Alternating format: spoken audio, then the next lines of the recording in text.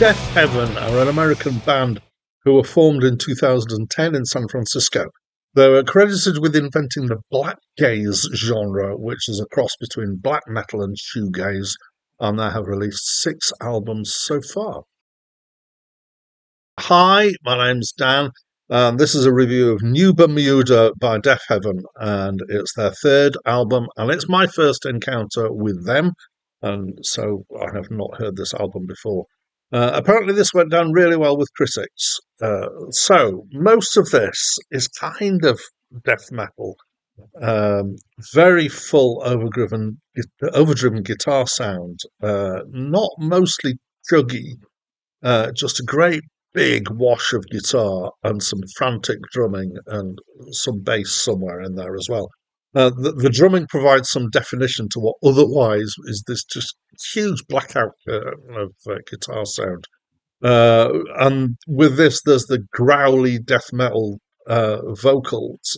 So I have heard or read or been told that the combination between black metal and death metal is sorry, this is black metal, not death metal. Is with the sort of screaming and the growling is called unclean vocals. And apparently you have to have special training to be able to do this and not hurt your vocal cords, which I can imagine. It's very much the growly stuff here. In some ways, it's almost symphonic at times, as in symphonic metal, just in the kind of hugeness of the sound. But then everything seems to be kind of turned down and produced in such a way that tries to encourage you to turn it up and make it loud, because the definition of things isn't as strong as it could be, maybe. One thing, though, that I found fairly unusual is that the chord sequences and harmonic stuff that's being used is fairly straightforward compared to a lot of modern metal, which uses quite alternative um, tonality, not tonality, harmonic structures. So it tends to use kind of chord shifts of a semitone or of a devil's interval, which is 4 semitones. Not kind of strictly in a key as you might think of it. Whereas this kind of feels more musically straightforward, although sound-wise is still this kind of strong metal sound. And then there's occasional quieter sections, which are instrumental.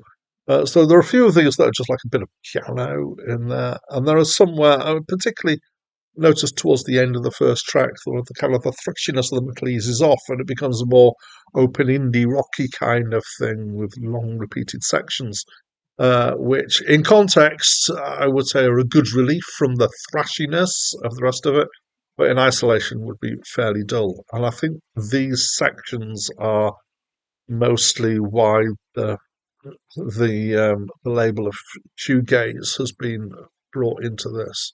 So it's a mixture of two things, a mixture of the black metal and the shoegaze. For me, that's a mixture of two things that I don't like.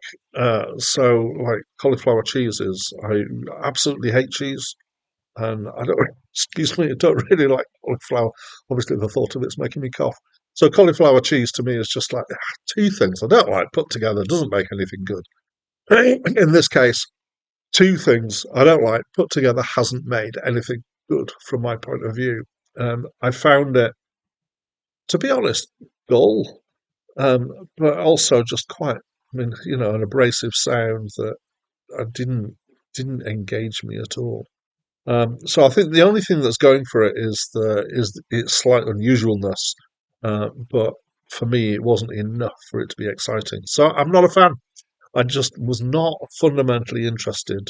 And I could get how some people would be.